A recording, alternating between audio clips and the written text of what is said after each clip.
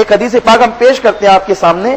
اللہ کے رسول کی بارگاہ میں ایک وفد آیا, تو اس وفد نے عرض کیا یا رسول اللہ ہمارے شام کے لیے دعا کریں, ملک کے شام کے لیے. تو حضور بہت خوش تھے, ہاتھ اٹھا کر کہا اللہم بارک لنا فی شامنا, اے اللہ شام میں ہمارے شام میں, بلکہ حضور نے فرمایا ہمارے شام میں برکت عطا فرما. پھر یمن والے تھے, انہوں نے کہا وہ یمننا یا رسول اللہ, حضور یمن کو بھی شامل کر لیں. تو حضور نے فرمایا اللہم بارک لنا فی شامنا و یمننا, اللہ شام میں اور ہمارے یمن میں برکت عطا فرما.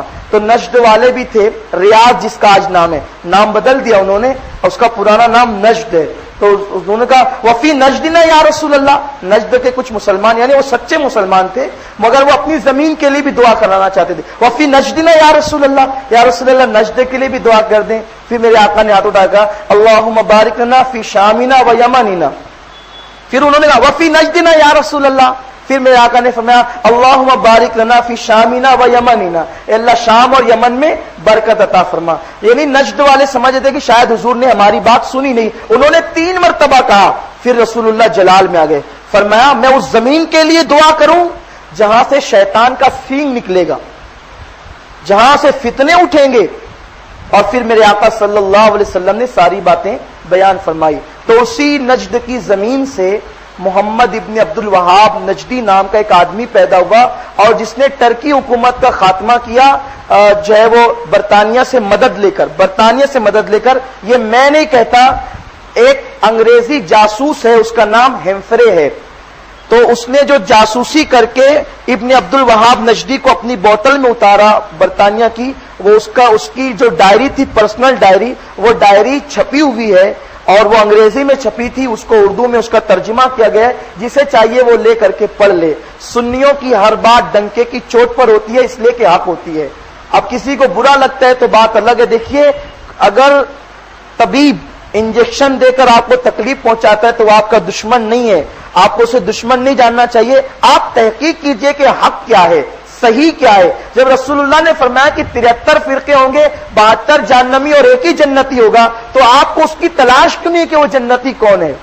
آپ کیوں نہیں سمجھتے, کیوں نہیں مانتے, آپ کیوں ہماری بات کو تعصب پر جو ہے وہ دھکیل دیتے ہو؟ یہ تعصب کی باتیں ہیں. تو بہرحال اس شخص کو اس نے, ہیمفرے نے اپنے چنگل میں کیا.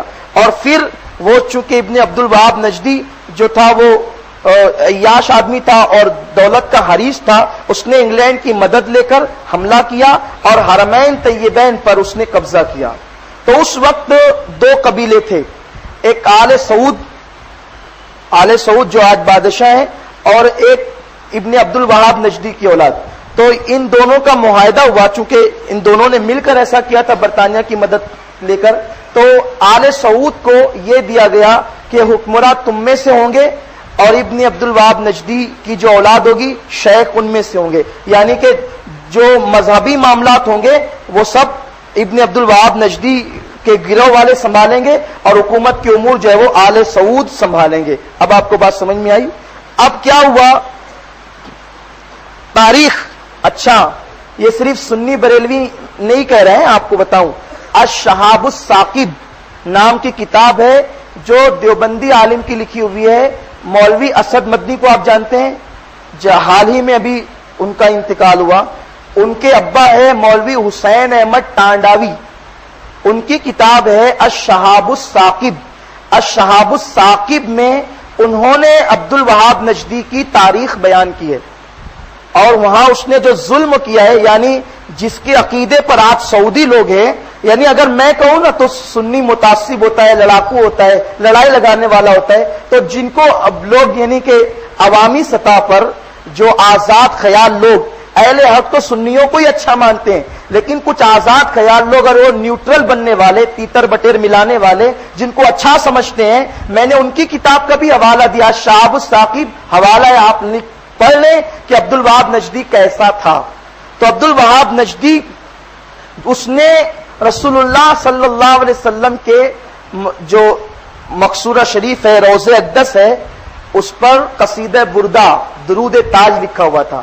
آج بھی رسول اللہ کے تالے پر جو مزار شریف پہ لگا ہوا ہے نا تالا, اس پر آج بھی لکھا ہوا ہے هو الحبیب الذی ترجى شفاعته لكل حول من الاحوال مقتحم. یہ قصیدہ بردہ شریف کا شعر رسول اللہ کے تالے پر آج بھی لکھا ہے مجھے مگر پتہ نہیں چلتا کہ ان کی نظر ابھی تک وہاں کیسے نہیں پہنچی، اور وہ محفوظ ہے۔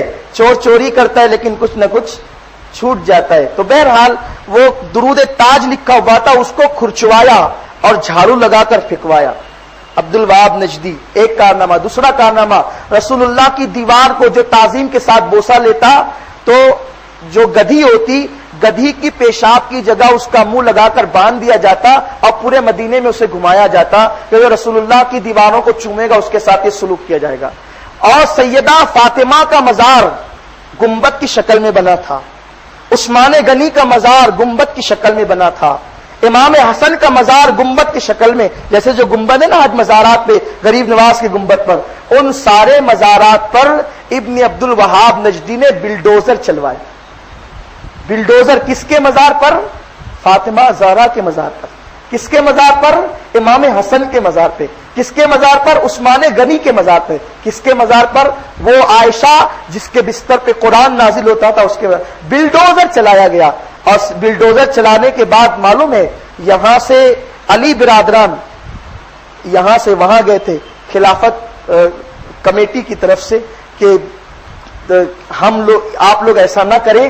اس وقت ہمارے دیوبند کے علماء ان کی تائید کر رہے تھے کہ آل سعود جو کر رہے ہیں وہ اچھا کر رہے ہیں کہ وہ شرک کو مٹا رہے ہیں۔ گنبد کو مٹانے کو، گنبد کو بلڈوزر چلانے کو ان لوگوں نے شرک کہا۔ اتنا ہی نہیں ہوا، اور کیا ہوا آپ کو معلوم ہے؟ ماں آمنہ جو رسول اللہ کی ماں ہے، ان کے مزار کو یہ کہہ کے شہید کر دیا گیا کہ آمنہ تو مشرکہ تھی، وہ شرک کرتی تھی، مسلمان نہیں تھی، جو مسلمان نہیں تھی اس کی قبر یہاں موجود کیوں رہے؟ اور پھر ماں آمنہ رسول اللہ کی ماں، ان کے مزار شریف کو اکھاڑ کر پھینک دیا گیا اور آج وہاں کچرا ڈالا جا رہا ہے۔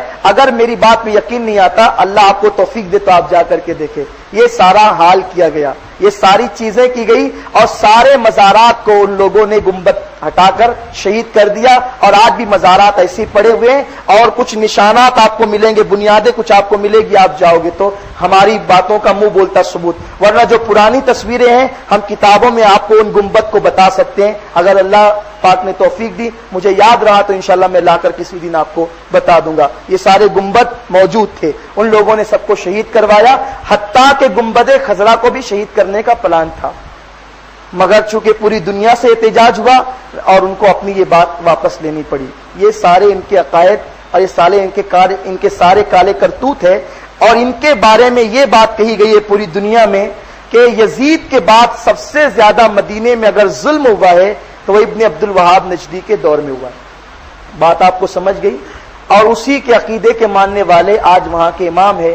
ہمیں نماز سے زیادہ پیاری چیز ہمارا ایمان ہے، نماز سے زیادہ پیاری چیز اللہ اور اس کے رسول کی رضا ہے، تو ہم اس کے پیچھے کیسے نماز پڑھیں جو نبی کی شہزادی پر بلڈوزر چلانے کو جائز مانتے ہو؟ ہم ان کے پیچھے کیسے نماز پڑھیں جو رسول اللہ کو مردہ کہتے ہو؟ بھائی کتنا بھی متقی پرہیزگار آدمی ہو، وہ رات مصلے پر گزارتا ہو اور دن میدان جہاد میں گزارتا ہو اور روزہ رکھ کے گزارتا ہو، اگر وہ بے وضو نماز پڑھائے اور مجھے معلوم ہے کہ بے وضو پڑھا رہا ہے، میں نماز پڑھوں گا۔ جب متقی آدمی کے پیچھے وہ بے وضو ہو تو اس کے پیچھے نماز نہیں ہوتی، تو کتنا بھی متقی پرہیزگار ہو، حرم کا امام ہو، اگر وہ بے ایمان ہے تو اس کے پیچھے نماز کیسے ہوگی؟ تو نماز 2 نمبر پر ہے، 1 نمبر پر ایمان ہے، تو ہم وہاں نماز نہیں پڑھتے۔ جو باتیں میں نے کہی ہے اس میں کسی کو ڈاؤٹ ہو، شک ہو، میں ہر چیز کا حوالہ پیش کر سکتا ہوں، میرے پاس حوالے اور شواہد موجود ہے۔ تو اب ان کا یہ عقیدہ، اس لیے ہم ان کے پیچھے نماز نہیں پڑھتے۔ ہم یا تو اپنی اپنی نماز پڑھتے ہیں یا پھر ہم اپنی جماعت کرتے ہیں۔ اب یہ بات ہے کہ جو لوگوں کو وہاں جماعت سے نماز پڑھنے کا موقع نہیں ملتا وہ حق پر نہیں۔ لوگ کہتے ہیں، یہی سوال مجھ سے کیا گیا، میں نے جواب دینے کے لیے پوری تمہید باندھی ہے تاکہ آپ کو پورا جواب سمجھ میں آ جائے۔ میں جواب مختصر دیتا ہوں، اس میں بھی لوگ کہتے ہیں کہ بات سمجھ میں نہیں آئی، تو اب آپ سمجھ گئے میری بات کو۔ اگر یہ بات ہے، ہم سے کہا جاتا ہے اگر وہ حق پر نہیں ہوتے تو حرم کی پاسبانی ان کو کیوں ملتی، رسول اللہ کا روزہ ان کو کیوں ملتا؟ میں کہتا ہوں اگر کعبۃ اللہ شریف پر حکومت یہی حقانیت کی دلیل ہے، اگر یہی حقانیت کی دلیل ہے کعبۃ اللہ شریف پر حکومت اور کعبۃ اللہ شریف کی بادشاہت، تو اس سے پہلے ابو جہل وہاں کا حاکم تھا، ابو لہب وہاں کا حاکم تھا، تو کیا ابو جہل اور ابو لہب حق پر تھے؟ مجھے جواب دیجئے۔ پھر اس کے بعد وہاں اسلامی حکومت آئی، پھر وہاں پر صحابہ کی حکومت ختم ہوئی اور خلافت راشدہ ختم ہوئی، پھر یزید کا دور آیا، تو یزید حق پر تھا۔ چلو کچھ لوگ ہیں اس کے جو اسے بھی حق پر مان لیتے ہیں، مگر پھر کرامتیوں نے وہاں حکومت کی۔ کرامتی کون تھے آپ کو معلوم ہے؟ یہ شیعہ تھے۔ ترکیوں کی حکومت سے پہلے وہاں کرامتیوں کی حکومت تھی، اور شیعہ وہاں پر حکومت کیے، اور انہوں نے اتنی بدتمیزی کی کہ جب ان کی حکومت ختم ہونے لگی تو وہ حجر اسود کو لے کر بھاگ گئے۔ کرامتی جاتے ہوئے حجر اسود کو لے کر جو شیعہ تھے بھاگ گئے، اور حجر اسود کے انہوں نے ٹکڑے ٹکڑے کر ڈالے۔ آج جو حجر اسود کعبۃ اللہ شریف میں ہے وہ پورا حجر اسود نہیں ہے، حجر اسود کے 8 یا 9 ٹکڑے ہیں جو بہت ڈھونڈ ڈھانڈ کر لائے گئے ہیں، اور اسے ایک اس کے اندر جو ہے وہ سنبھال کر کے لگایا گیا ہے۔ یعنی آپ اس کیا سمجھتے ہیں وہ پورا حجر اسود نہیں ہے، آپ جا کر کے غور سے دیکھیں تو آپ کو پتا چلے گا کہ وہ ٹکڑے ہیں۔ آپ تاریخ کی جو کتابیں آج مکے میں چھپ رہی ہے اس میں بھی یہ بات لکھی ہوئی جو میں آپ کے سامنے عرض کر رہا ہوں۔ وہ شیعہ تھے، تو کیا جس زمانے میں شیعہ مکے پر حکومت کر رہے تھے تو کیا اس وقت تو شیعہ حق پر تھے؟ تو مکے پہ حکومت کرنا یہ حقانیت کی دلیل نہیں ہے۔ حق وہ ہے جس کی تائید قرآن اور سنت کر رہی ہے۔ جو قرآن و سنت پر قائم ہے وہی حق پر ہے۔ آپ کو یہ بات اچھی طرح سمجھ میں آ گئی ہوگی۔ اب اگر کسی کو یہ لگتا ہے کہ کعبۃ اللہ شریف پر حکومت حقانیت کی دلیل ہے تو میں ان سے کہتا ہوں ابو جہل اور ابو لہب کو بھی حق پر مانو، اور پھر شیعوں کو بھی حق پر مانو، اور پھر اب پتہ نہیں کس کی حکومتیں آئے گی، پھر تم سب کو حق پر مانو گے۔ تو حاکم بن جانا یہ حقانیت کی دلیل نہیں ہے۔ قرآن و سنت پر جو قائم ہے، اگر وہ فقیر ہے، اگر اس کے پاس لباس بھی نہیں ہے تو بھی وہ حق پر ہے، اگر وہ قرآن و سنت پر ہے۔ تو اب آپ کے بات سمجھ میں آ گئی؟ تو یہ ہے حقیقت۔